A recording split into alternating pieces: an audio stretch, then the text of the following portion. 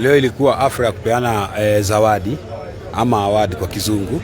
Tulikuwa tunapeana award kuanzia number 1, number 2 na number 3. Okay, maybe ujumbe wako muhimu siku kama ya leo ni gani?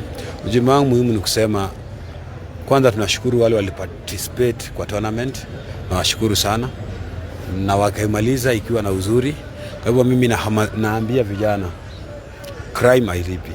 Sisi tournament yetu inaitwa Resist Crime na tuko na chama ama self help ama CBO inaitwa, tuko na self help na CBO. Self help ni wale wanatoka jela, nawaambia jumuikeni hapo, na CBO ni ile kubwa ya Resist Crime. Okay, thank you. Leo katika siku ya leo umehimiza sana mbunge asaidie vijana kwa kubuni sheria ambayo itasaidia kijana akitoka jela atisa apate mahali pa kwanza. Sababu huo mtu akitoka jela ana capital, ana mahali pa kwenda, ana nini. Kwa hivyo ile tutafanya tu atarudi kwa crime first of all. Juu ukitoka jela unapeagwa transport. Huwezi pita 100. Sasa sijui kama siku hizi, unajua mimi niliwachiliwa hapo awali. Sasa sijui kama siku hizi wanapewa pesa ama wapei. Hivyo ningesema hata judicially, wanaitwa judicially. Hao ni watu wa judicially, si ndio? Akifunga mtu nyundo 30, anafaa pia ajue mtu hiyo miaka 30 atatoka ataenda wapi.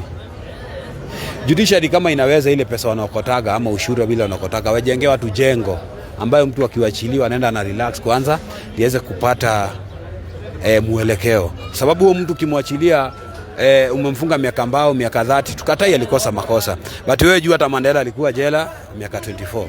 Raila alikuwa jela, Kenyatta alikuwa jela, na wakakuwa viongozi wa Jamhuri ya Kenya, na wengine wakakuwa South Africa, wengine wakakuwa wapi. Kwa hivyo pia ule mtu hata Pasanganga alikuwa jela. Kwa hivyo mtu ametoka jela pia anaweza kuwa alienda kusoma masomo mengine ambayo inaweza rekebisha wengine.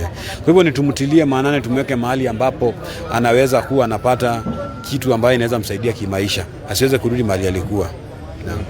Maybe mwisho kabisa, Resist Crime imekuwa kwa miaka 3. Next year tutajie nini?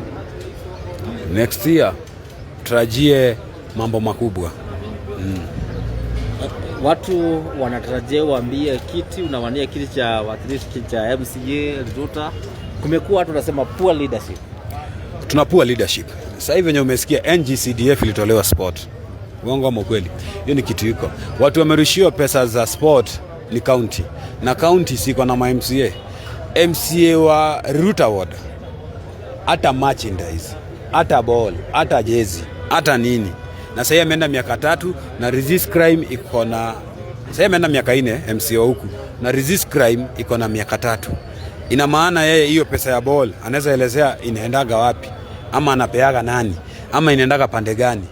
Na tunasikia anataka kurudi kwao kusimama mbunge. Kwa hivyo ni kama anaunganisha pesa za Riruta arudi kwao kuwa mbunge.